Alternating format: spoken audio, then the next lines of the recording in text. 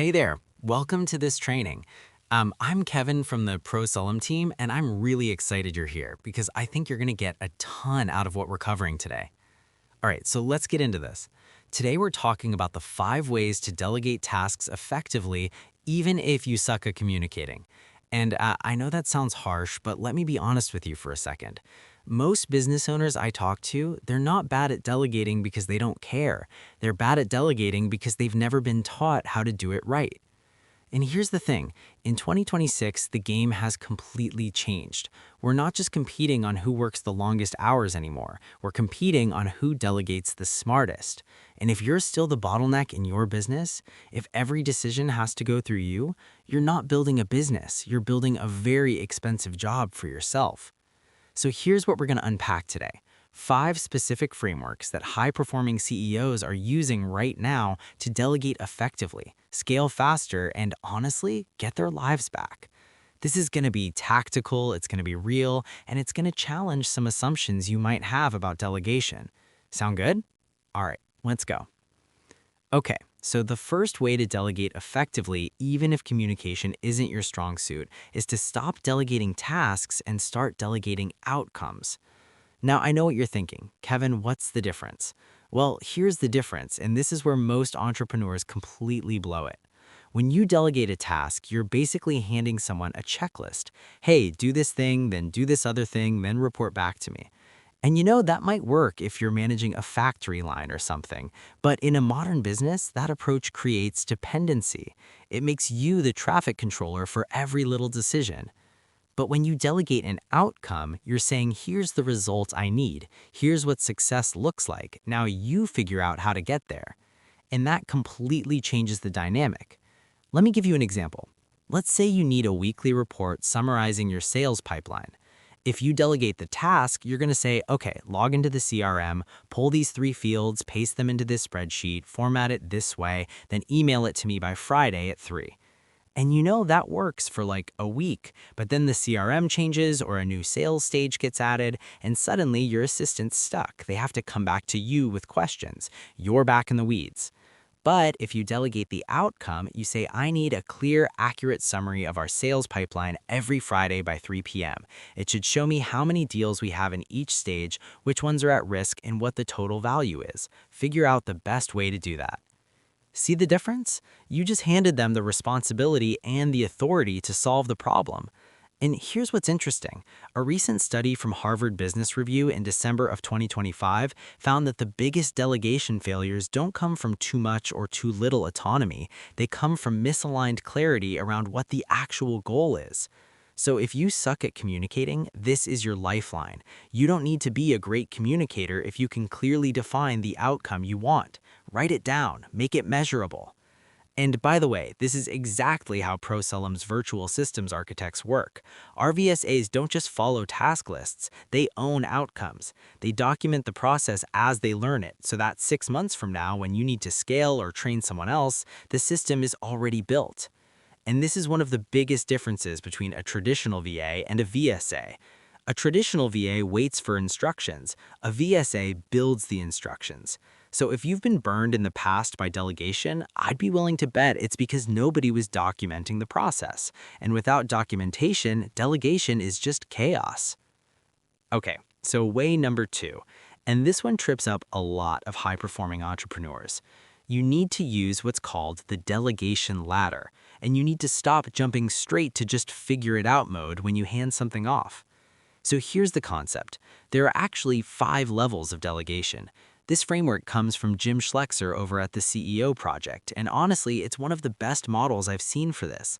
Level 0 is no delegation. You do everything yourself. Level 1 is where you ask someone to gather information and give you options, but you still make the decision. Level 2, they research, they recommend a choice, and then they wait for your approval. Level 3 is the opt-out model. They tell you what they're going to do, and if you don't object within 24 hours, they just go ahead and do it. Level 4, they decide, they act, and then they inform you afterward. And level 5 is full ownership. You run the whole thing, you only see the results. Now, here's the problem. Most entrepreneurs I work with, they hire someone and within 2 weeks, they expect that person to be operating at level 4 or 5, and then they get frustrated when things don't work out. But here's the thing, if someone's new to your business, they're probably at level 1 or 2, and that's okay. You've got to meet them where they are, build trust, and move them up the ladder gradually. And the reason this matters so much right now is because in 2025 and 2026, we're seeing this massive shift in how remote teams operate. A recent report showed that 27% of all paid workdays in the US are now happening remotely, and 76% of employees said they would quit if remote work was taken away. So remote delegation is the new normal, and if you don't have a clear framework for how to delegate at different trust levels, you're going to end up either micromanaging everything or throwing people in the deep end and watching them drown. So here's what you do. When you delegate something, ask yourself what level is this person at right now for this specific task, and then delegate accordingly.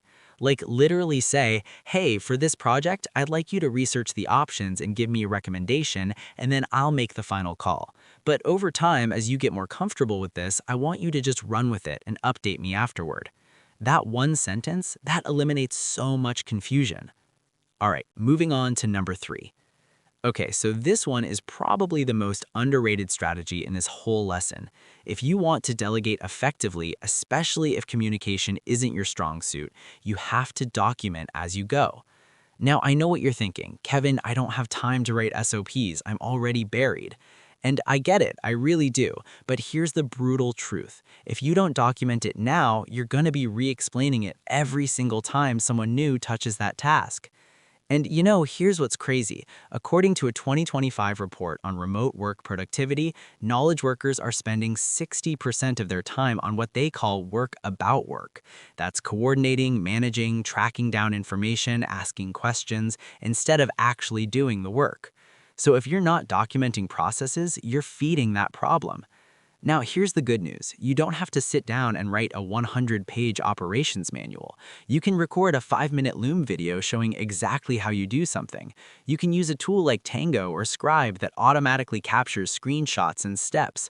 Or honestly, and this is the best option, you can hire someone whose job it is to document while they work. And that's exactly what a virtual systems architect does at Sulum. They don't just execute tasks, they clone you. They document every process as they learn it, so that 6 months from now, when you need to scale or train someone else, the system is already built. And this is one of the biggest differences between a traditional VA and a VSA. A traditional VA waits for instructions. A VSA builds the instructions. So if you've been burned in the past by delegation, I'd be willing to bet it's because nobody was documenting the process. And without documentation, delegation is just chaos. All right, let's keep going. Okay, way number 4. And this one's going to feel uncomfortable for some of you, but stick with me. If you want to delegate effectively, you have to set clear, measurable metrics. Because if you don't, you're basically just guessing whether something's working or not. And here's where a lot of entrepreneurs mess this up. They delegate something and then they judge success based on how they feel about it. Like, oh, I feel like this person's doing a good job. And feelings are fine, but they're not a management system. So here's what you do instead. For every outcome you delegate, define how you'll measure success and make it specific. Like if you're delegating customer support, maybe the metric is response time under 2 hours and a customer satisfaction score above 90%. If you're delegating content creation, maybe it's 2 blog posts per week with at least 500 words each. If you're delegating, lead generation, maybe it's 50 qualified leads per month with a 20% conversion rate to a discovery call. See, when you have metrics, it's not subjective anymore. You both know whether the outcome was achieved or not. And here's why this matters so much in 2026. A November 2025 study found that virtual assistants are helping businesses redefine scalability, but only when there's a clear operational framework in place. Companies that are scaling successfully with VAs, they're the ones tracking throughput, accuracy rates, time savings, not just hoping things are going well.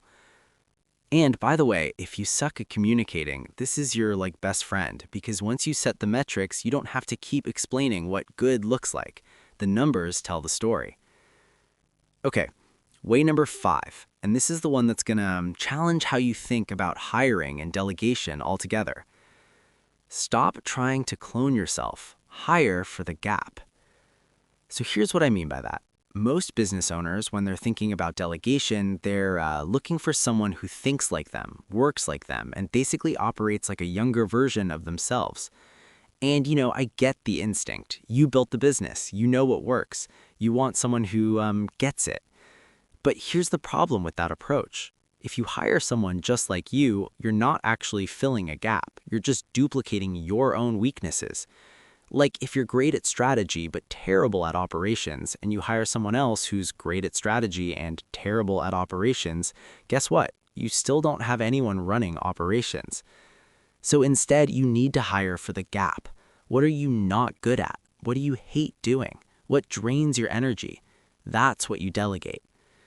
And in late 2025, Avila VA published a really interesting framework on this.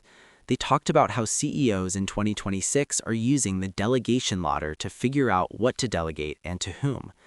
And the key insight was this: delegation isn't about getting rid of work you don't want to do. It's about building a team that's better at certain things than you are. Like if you're a visionary entrepreneur who loves big ideas but hates the day-to-day grind, don't hire another visionary. Hire someone who loves the grind, someone who gets energy from checking boxes, maintaining systems, and making sure nothing falls through the cracks. And that's exactly what Sulum's VSAs are built for. They're not trying to be you. They're trying to handle the operational execution that, honestly, you probably shouldn't be doing in the first place. They manage your inbox, coordinate your projects, update your CRM, handle client follow-ups, maintain your systems, all the stuff that has to get done but doesn't require your brain. And the best part? They cost roughly half of what an in-house hire would cost, and they work across more than 40 industries. All right, so let's bring this all together. We just covered 5 ways to delegate effectively even if communication isn't your strong suit. Number 1. Delegate outcomes, not tasks. Be clear on what you need and let your team figure out how. Number 2, use the delegation ladder. Meet people where they are and move them up gradually. Number 3, document as you go. If it's not documented, it's not scalable.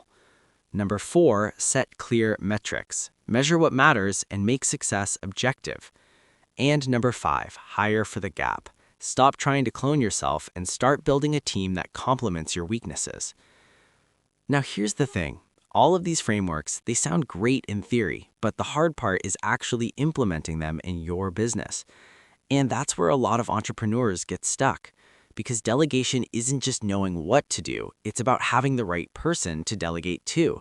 Someone who's trained, reliable, proactive, and honestly, someone who won't add to your stress. And that's exactly why Sulum builds the virtual systems architect model. Our VSAs don't just take tasks off your plate. They document your processes, optimize your workflows, and handle execution so you can focus on growth, not damage control. We work with business owners across more than 40 industries. Whether you're in e-commerce, consulting, real estate, professional services, we've helped companies just like yours scale without the chaos. So if this hidden nerve, if you're sitting here thinking, yeah, I'm definitely the bottleneck in my business, then you already know why this matters. Here's what I want you to do.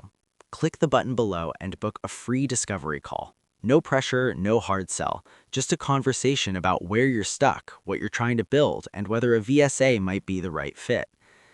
Because here's the reality. You can keep doing everything yourself and wonder why growth feels so hard. Or you can build a system that works without you being involved in every little decision.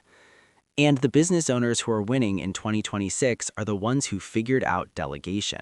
They're not working more hours, they're working smarter, and they've built teams that multiply their impact instead of draining their energy. So if that sounds like the kind of business you want to build, let's talk. All right, that's it for today's training. Thanks for being here. I really appreciate your time, and I'll see you on the next one. Take care.